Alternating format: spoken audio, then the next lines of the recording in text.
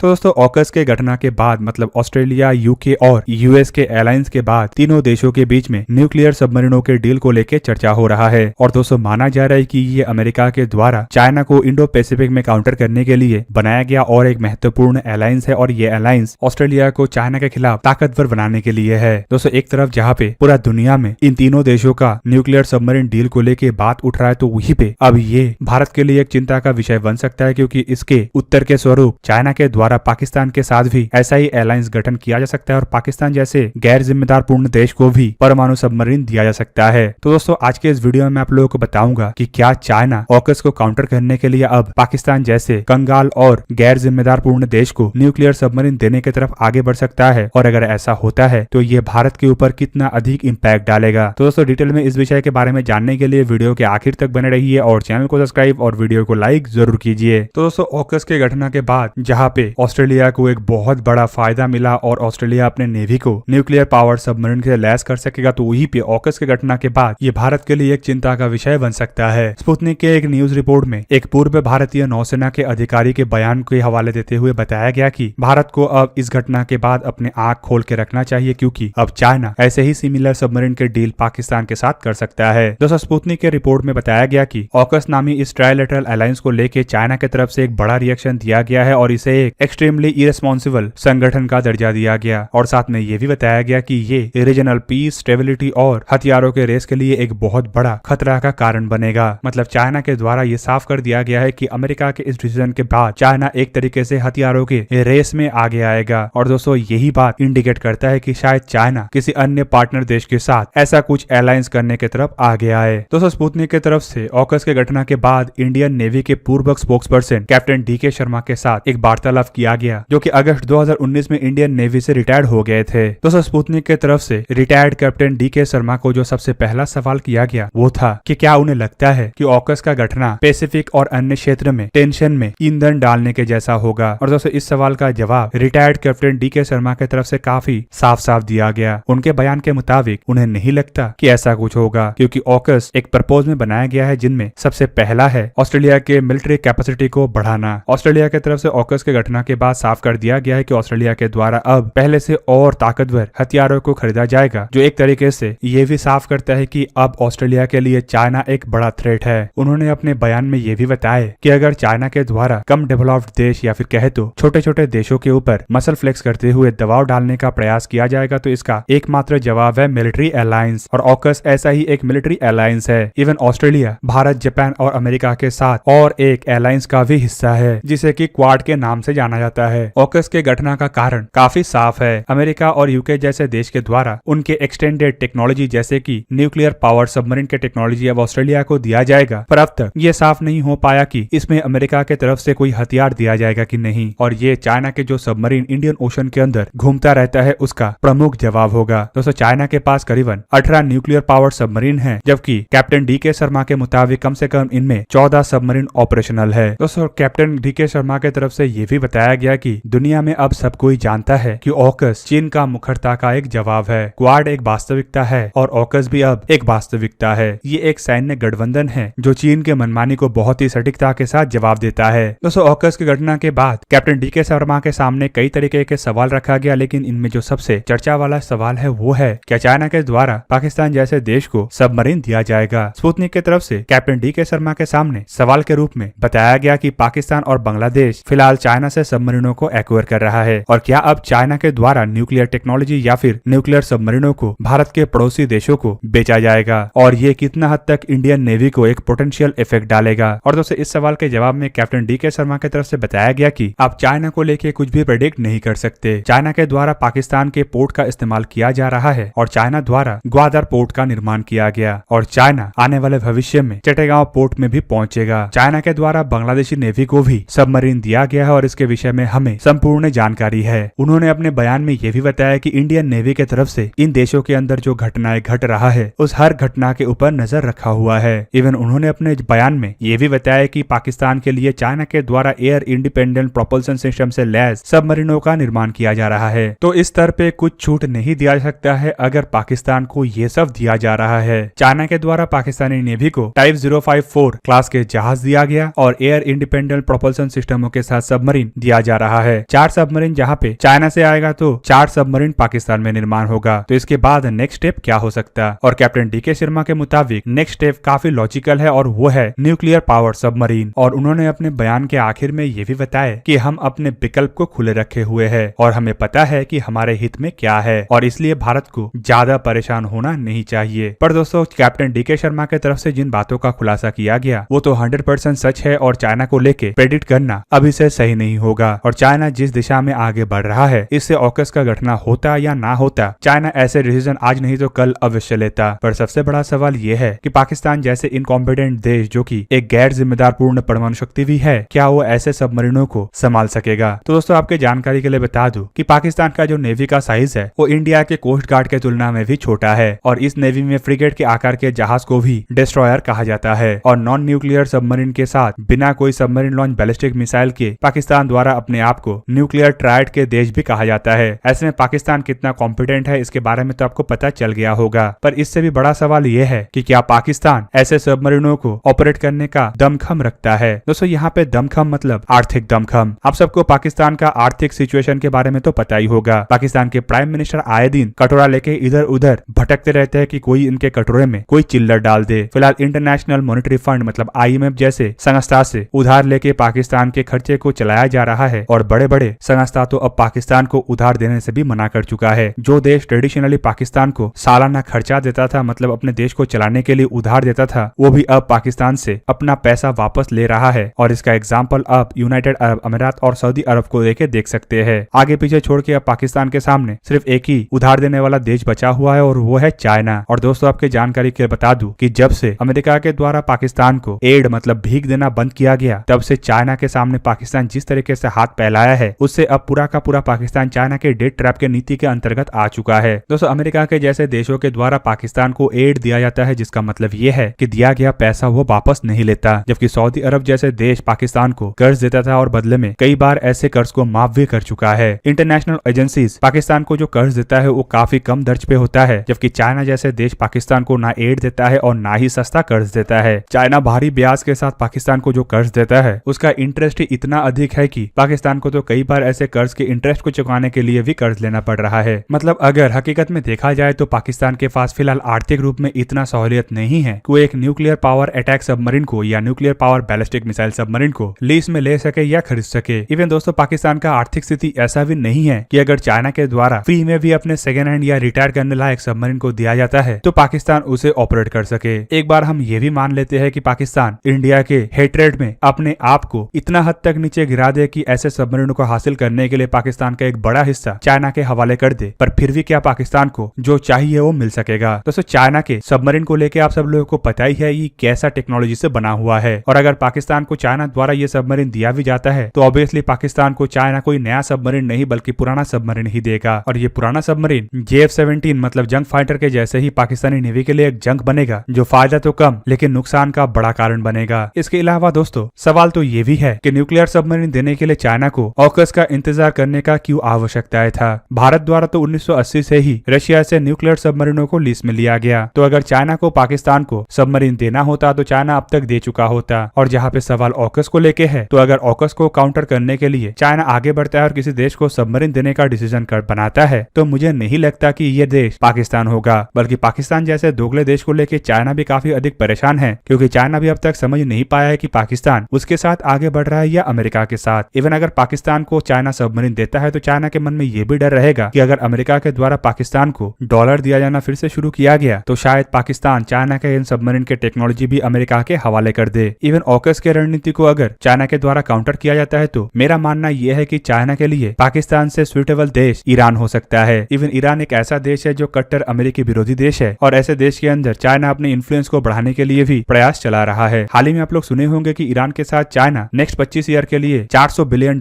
के समझौते के तहत आगे बढ़ना चाहता है और इसमें हथियारों के डील तक शामिल है। और ऑकस को काउंटर करने के लिए ईरान से बेहतर कोई देश शायद चाइना के लिए ना हो। तो दोस्तों, यह था आज का वीडियो। अगर आपको वीडियो अच्छा लगा तो लाइक कीजिए और मेरे चैनल को सब्सक्राइब कीजिए और साथ में बना हुआ बेल आइकन को भी प्रेस कर दीजिए ताकि आप मेरा वीडियो देख पाए सबसे पहले। जय हिंद।